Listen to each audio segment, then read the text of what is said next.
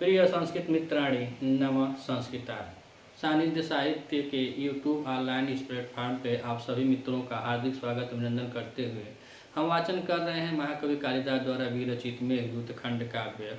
और खंड काव्य के पूर्व मेघ में अब हम लोग धीरे धीरे उत्तरार्ध भाग में जा रहे हैं। शेष अब कुछ श्लोक और बच गए हैं और यूपी के टीजीटी में तो संपूर्ण लगा हुआ है, लेकिन एलटी में पूर्व भाग ही लगा हुआ है। तो एलटी के पेपर को देखते हुए हम धीरे धीरे अब 58 नंबर श्लोक पे आ गए हैं। अब तक हम लोग 57 श्लोकों का वाचन कर लिया है। अगर आप इस चैनल पे नए हैं तो चैनल को सब्सक्राइब कीजिएगा, उस प्लेलिस्ट में जाइएगा और मेघदूत के प्लेलिस्ट में आपको संपूर्ण वाचन की वीडियो मिल जाएगी शब्दार्थ के साथ। पिछले श्लोक में हम लोगों ने देखा कि यक्ष कह रहा था मेघ से कि तुम वहाँ जाओगे हिमालय पर्वत पे, तो सरब कोई है, उस सरब के बारे में बतला रहा था कि एक सरब नाम का विशेष कुछ जीव हैं जो सिंह से भी यानी सिंह का प्रतिपक्षी कहा जाता है। उसके बारे में कहा कि अगर वह तुमको देख कर परेशान करे तो तुम अपने ओला वृष्टि करके उसको शांत कर देना, उसको अंग भंग कर देना, वह अच्छा नहीं है। अब काहे वो कर रहा है, काहे कि मेघ जब गर्जन करता है तो वह समझता है जो सरब है कि यह सिंह गरज रहा है, तो इसलिए वह अपने कामों को करता है, उछलता कूदता है, इसको बाधित करता है। ऐसे बतलाया था पिछले श्लोक में। अब इस श्लोक में हिमालय पर्वत पर ही बताया रहा है कि वहाँ पे जो भगवान शिव हैं, भगवान शिव के पद चिन्हों का दर्शन करने मात्र से जो श्रद्धालु जन होते हैं, जो भक्त जन होते हैं, वह मुक्ति को प्राप्त करते हैं। ये मांदा क्रांता छंद है। मांदा क्रांता छंद में अब कवि कालिदास जी यक्ष के माध्यम से वहाँ पे भगवान शिव के चरण न्यासों के बारे में बतला रहे हैं। तो आइए वाचन करते हैं कि तत्र व्यक्तं दृसदि चरण, तत्र व्यक्तं दृसदि चरण, न्यास अदन्न इंदुमौले, शाश्वत सिद्धै रूप चितवली, शाश्वत सिद्धै रूप चितवली, भक्ति नम्र परिया, यस्मिन् दृष्टे करण विगमा, यस्मिन् दृष्टे करण विगमा, दोर्ध्वमुदत्त पापा, कल्पिष्यन्ते स्थिर गणपद, कल्पिष्यन्ते स्थिर गणपद, प्राप्ते श्रद्धधान, प्राप्ते श्रद्धधान।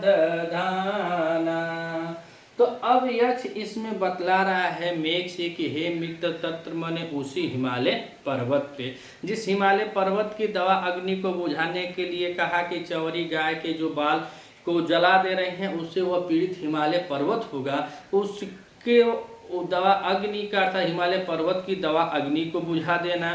फिर बताया कि वहीं पे तुमको सरब मिलेंगे और उनको तुम अपोला वृष्टि करके उनको शांत कर देना।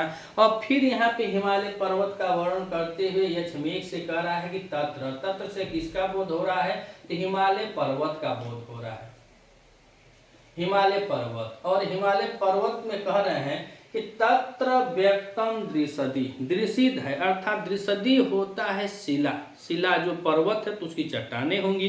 तो उन चट्टानों के बारे में कह रहा है कि तत्र माने उसी हिमालय पर्वत के दृसदि अर्थात जो वहाँ की शिलाएं हैं, जो वहाँ की चट्टानें हैं, उन चट्टानों के बारे में कह रहे तो कोई एक आध दो विशेष चट्टान होगी। और काहे कह रहा है उस चट्टान को, तो कह रहे हैं कि व्यक्तम मन प्रकट है, जो हिमालय पर्वत है, हिमालय पर्वत की जो शिला पर प्रकट है।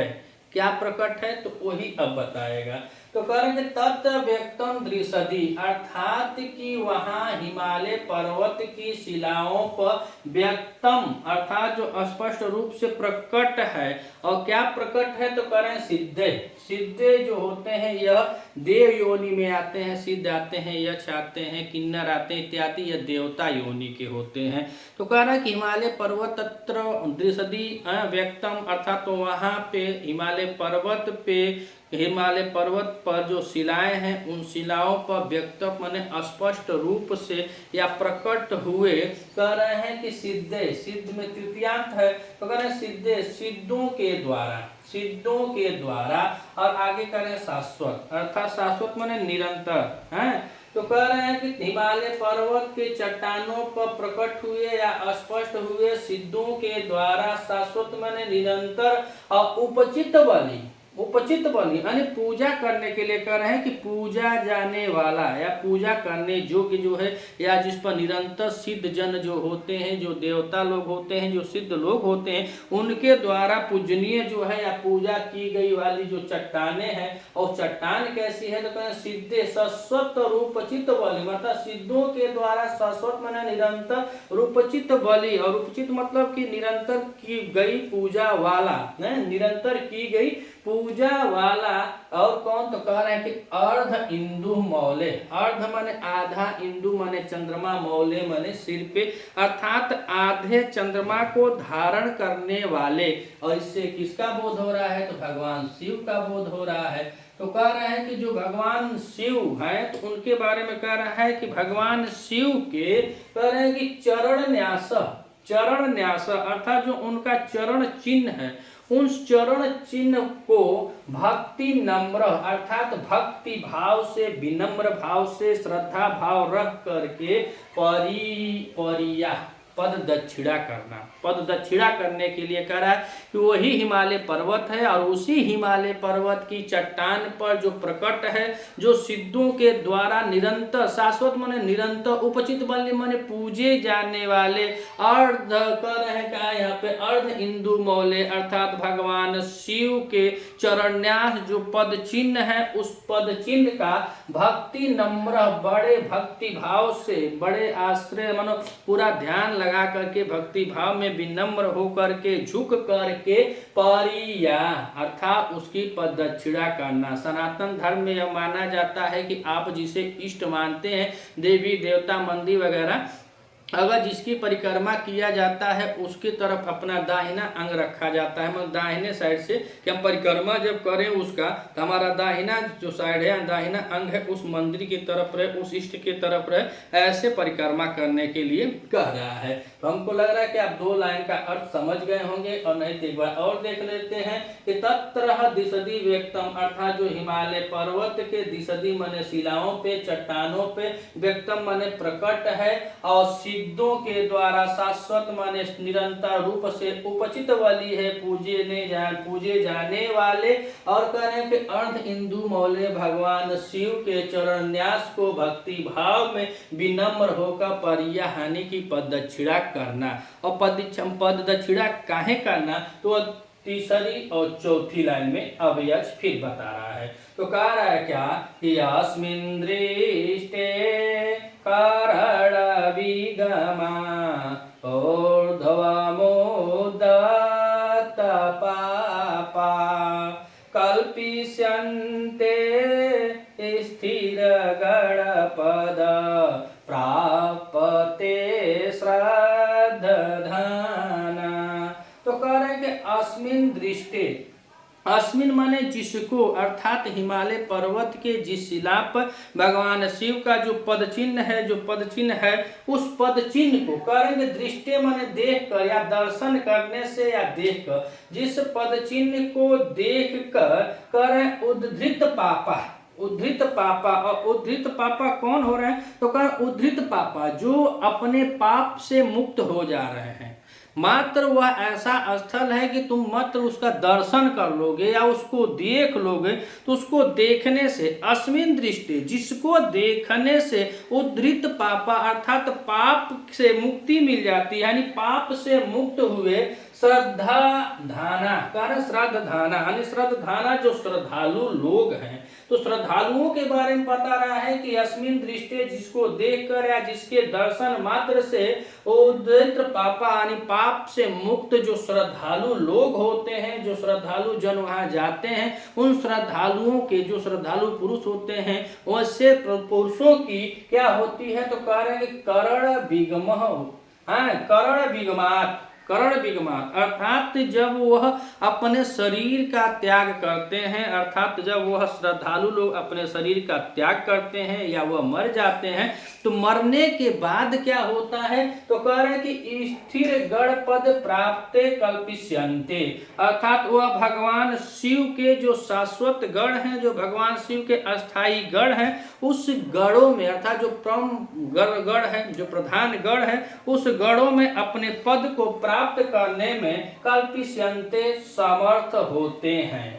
दूसरी लाइन में यही कहा रहा है कि अस्मिन दृष्टि, जिसको देखकर या जिसके दर्शन मात्र से उद्धृत पापा पाप से मुक्त होकर के श्रद्धा नाम जो श्रद्धालु जन होते हैं, करण विगमात अर्थात जब वह अपने मृत्यु के समय अपने शरीर को त्याग देते हैं, तब वह स्थिर गण पद प्राप्त भगवान शिव के जो शाश्वत गण है उस गण में अपने स्थान को प्राप्त करने में कल्पिष्यन्ते समर्थ होते हैं।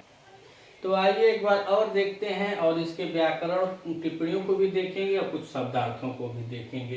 तो कह रहे हैं कि तत्र व्यक्तम दृसदी, दृसदी माने शिला होता है, क्या होता है, शिला या चट्टान।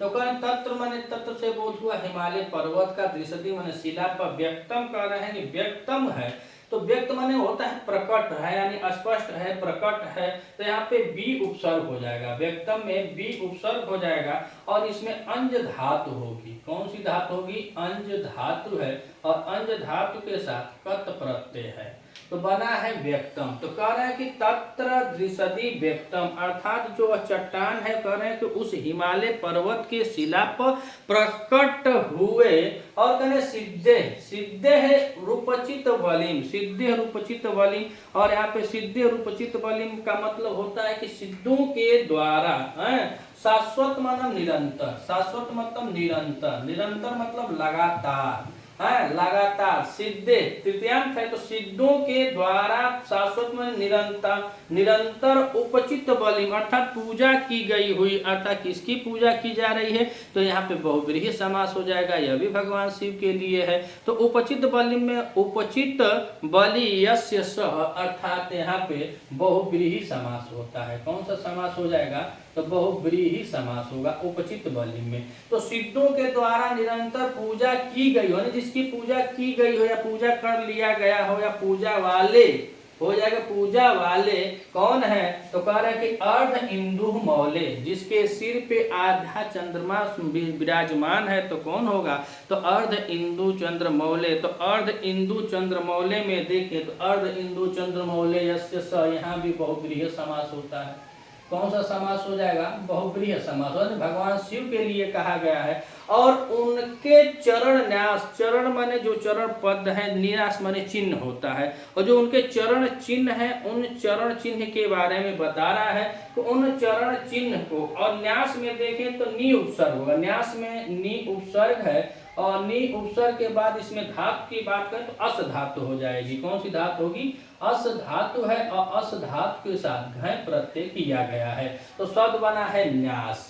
तो कह रहे हैं तत्र व्यक्तम दृसदी अर्थात तो उसकी शिलाओं पर भगवान जो शिव हैं, तो उनको कह रहा है कि उसकी शिला हिमालय पर्वत की शिलाओं पर प्रकट हुए, और सिद्धे शाश्वत सिद्धों के द्वारा निरंतर उपचित बलिम माने पूजा गए या पूजा करने वाले या पूजी गई या पूजा करने योग्य या जिनकी पूजा कर ली गई हो, ऐसे अर्ध हिंदू मौले भगवान शिव के चरण न्यास को अर्थात उनके पद चिन्ह से चरण चिन्हों की भक्ति नम्र परिया अर्थात उनके भक्ति भाव में विनम्र होके, श्रद्धा से युक्त होके, भक्ति भाव में विनम्र मन झुक करके परिया करना। परिया मतलब होता है क्या, यहाँ पे पद दक्षिणा करना, और परिया जो है यह क्रिया पद है, और परिया में देखा जाए तो यहाँ पे परि उपसर्ग तो है है, लेकिन यहाँ पे ई धातु है, और ई धातु में यह कह रहा है कि करना तथा मध्यम पुरुष हो जाएगा। तो विधिलिंग में, विधिलिंग का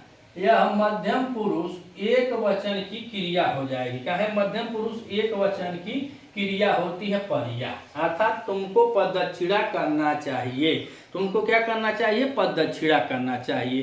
तो 2 लाइन में आप लोग समझ जाइए कि हिमालय पर्वत की शिलाओं पर जो प्रकट हुआ है और सिद्धों के द्वारा जो निरंतर पूजे जाने वाला है, भगवान ने अर्धमौली अर्थात शिव के चरण पद जिस पर अंकित हैं, ऐसे चरण चिन्ह को भक्ति भाव से नम्र होकर पर्या उसकी पददक्षिणा करना, यह यक्ष मेघ से बतला रहा है कि वहां पे तुम पददक्षिणा करना। तो हो सके कोई पूछा हो कालिदास से भाई काहे पददक्षिणा करने के लिए कर रहे हैं, तो अब वह 2 लाइन में नीचे बता रहे हैं क्या होता है, उसका लाभ नुकसान के बारे में बताएंगे। जब तुम श्रद्धा भाव रख कर, भक्ति भाव रख करके भगवान शिव के पद चिन्हों की परिक्रमा करोगे तो होगा क्या, तो अब नीचे बता रहे हैं। तो कह रहे हैं क्या कि अस्मिन् दृष्टे कारण विगमा द्वादमोदत्त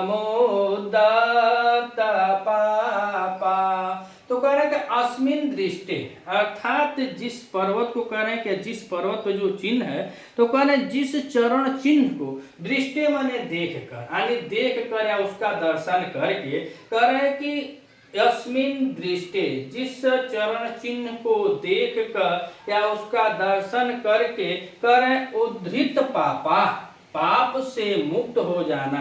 तो उद्धृत पापा, उद्धृत में देखें तो उत उपसर्ग है और उत उपसर्ग के साथ इसमें ध्रुव धातु है और ध्रुव धातु के साथ कत प्रत्यय किया गया है, तो शब्द बना है उद्धृ। तो अस्मिन् दृष्टि जिसका दर्शन करके, जिसको देख करके, उद्धृत पापा पाप से मुक्त हो करके, कौन? श्रद्धाना, श्रद्धनाना जो श्रद्धालु लोग होते हैं। तो श्रद्धा में देखें तो यहाँ पे श्रत है और श्रत उपसर्ग पूर्वक यहाँ पे धा धातु है और धा धातु में सानच प्रत्यय किया गया है। कौन सा प्रत्यय लगा हुआ है?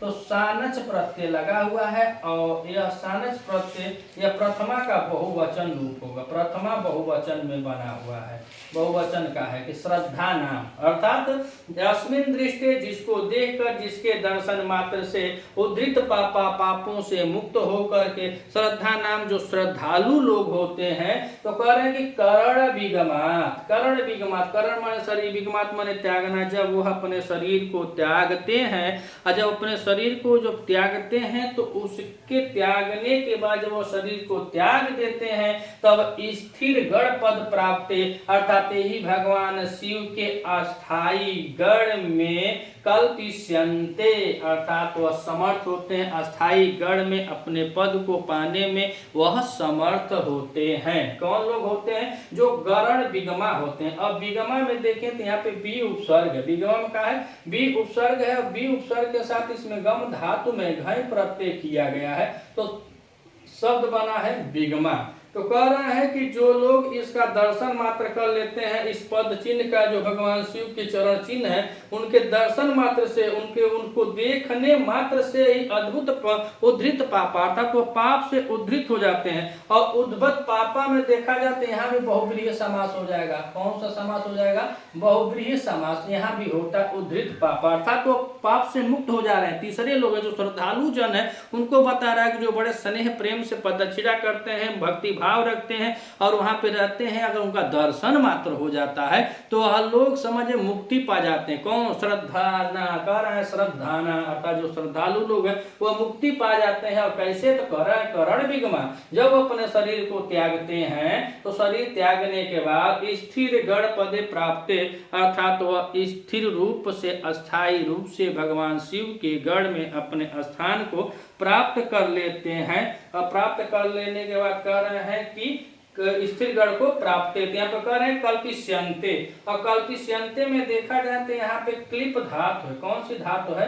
क्लिप धातु है। और क्लिप धातु में यह लिट लकार है और लिट लकार में प्रथम पुरुष बहुवचन की क्रिया लगी हुई है, बहुवचन है, कौन सा है? बहुवचन, प्रथम पुरुष बहुवचन की क्रिया है कल्पिष्यन्ते, अर्थात तो वह समर्थ होते हैं किसमें? स्थिर गण पद प्राप्त, भगवान शिव के अस्थायी गण में अपने पद को स्थापित करने में वह समर्थ होते हैं। और पूरे श्लोक में देखा जाए तो यहाँ पे उल्लास अलंकार है, कौन सा अलंकार है? उल्लास अलंकार है, उल्लास अलंकार है। पूरे श्लोक में कौन सा अलंकार है? तो उल्लास अलंकार है। और उपचित बलि में कौन है? तो बहुब्रीहि समास है, उपचित बलि में बहुब्रीहि समास लगा हुआ है। और इसमें देखा जाए तो उपचित को देखा जाए तो यहाँ पर भी उप उपसर्ग हो जाता है और उसके बाद यहाँ पे ची धातु होगी, हाँ ची धातु होगी और ची धातु के साथ कत प्रत्यय किया गया है तो शब्द बना है उपची।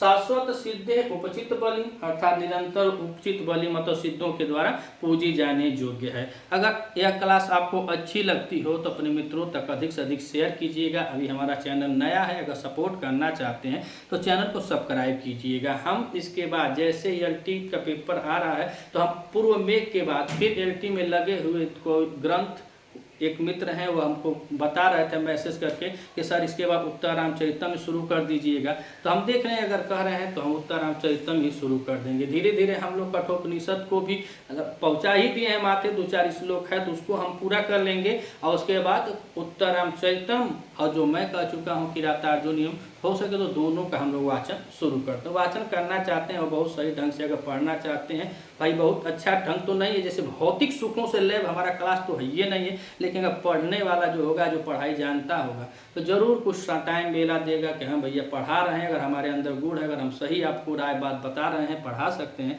तो हमारे चैनल को सब्सक्राइब कीजिएगा। मिलते हैं अगले वीडियो में, तब तक के लिए नमः संस्कृत।